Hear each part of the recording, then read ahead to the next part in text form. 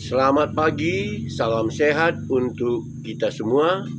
Untuk anak-anak kami kelas 7 SMP Negeri 1 Pancur Batu, kembali kita bertemu dalam pelajaran prakarya, daring prakarya di pagi hari ini. Untuk tetap kita menjaga kesehatan, kita masih belajar melalui daring. Pagi hari ini pelajaran prakarya kelas 7 SMP Negeri 1 Pancur Batu meneruskan pelajaran kita pada minggu-minggu yang lalu. Sampailah kita pada pelajaran kerajinan kotak kemasan. Kerajinan kotak kemasan. Jika pada minggu yang lalu kita lihat beberapa kerajinan-kerajinan, hari ini kita akan masuk ke dalam kerajinan kotak kemasan.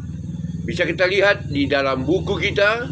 Silakan buka bukumu halaman 37 sampai halaman 40. Kita buka-buka buku kita baca-baca buku kita halaman 37 sampai dengan halaman 40. Kalau kita bicara tentang kemasan, itu adalah wadah, tempat sebagai bagian terluar yang berfungsi untuk membungkus, untuk membungkus sebuah produk agar sebagai pembungkus itu dapat melindungi produk itu. Itu fungsi daripada pembungkus, fungsi daripada wadah untuk membungkus itu. Itulah yang kita katakan kotak kemasan. Biasanya kotak kemasan itu yang kita lihat untuk kotak kemasan makanan. Bisa untuk kotak kemasan minuman, obat-obatan, atau jenis-jenis yang lainnya. Setelah dilihat, kotak-kotak kemasan itu sebenarnya masih bisa dimanfaatkan. Setelah difungsikan isinya, maka kotak kemasan itu biasanya kita buang. Sebagai orang yang kreatif, dalam pelajaran prakarya kita ini, kita akan memfungsikan kembali, kita akan pakai kembali, kita buat kreatif kotak kemasan itu, sehingga yang tadinya sudah bisa menjadi limbah, yang harusnya kita buang, tapi ternyata masih bisa kita fungsikan dan harganya sangat-sangat signifikan.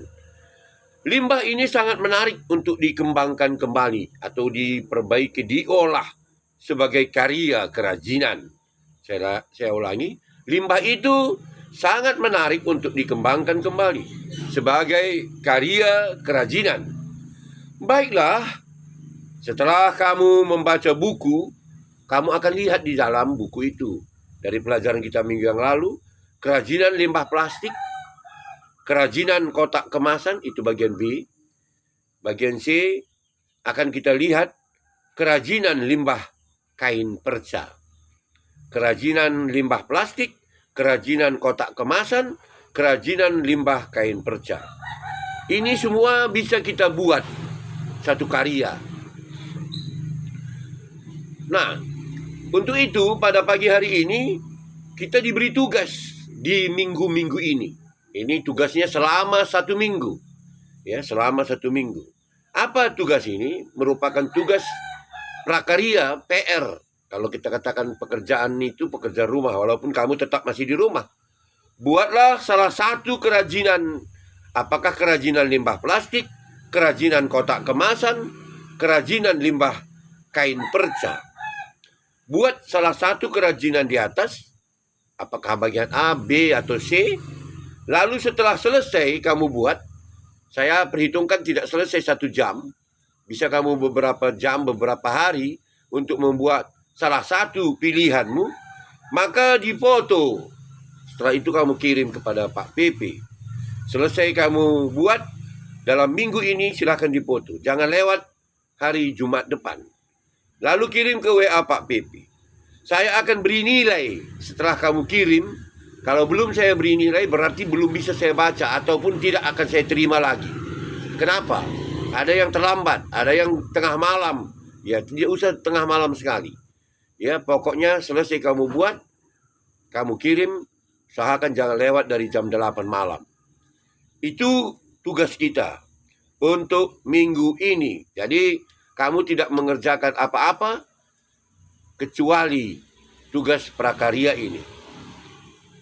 Maka perlu juga kamu ketahui, sebagai absensi kita pagi hari ini, setelah kamu mendengarkan video vlog ini di pagi hari ini, lalu katakan, jawab ke WA pribadi Pak PP atau ke WA grup, nama saya Sia, saya kelas ini, saya siap mengikuti pelajaran. Itu kalau sudah kau buat keterangan seperti itu, nama si A, saya kelas ini siap mengikuti pelajaran, berarti kamu dianggap hadir. Ya, dianggap hadir dan belum dapat nilai karena itu masih absensi. Katakan hadir Pak, atau ya setelah kamu katakan namamu, kelasmu, katakan hadir Pak. Jangan ikut-ikutan kepada teman-teman kita yang malas-malas. Ya, hanya 30-40% yang aktif kamu. Jangan dihiraukan karena mereka akan kewalahan. Sistem kenaikan kelas nilainya tidak ada sampai sama sekali. Dan kalau bisa, kamu berbagi sama teman-temanmu. Tolong bagikan. Katakan, kita tetap belajar. Kita tetap belajar di jam-jam tertentu. Kalau untuk prakarya hari Jumat, itu untuk bidang studi prakarya. Tidak bisa malam kau kerjakan. Kan saya belajar di pagi hari. Kecuali kalau ada tugas-tugas pekerjaan yang saya berikan.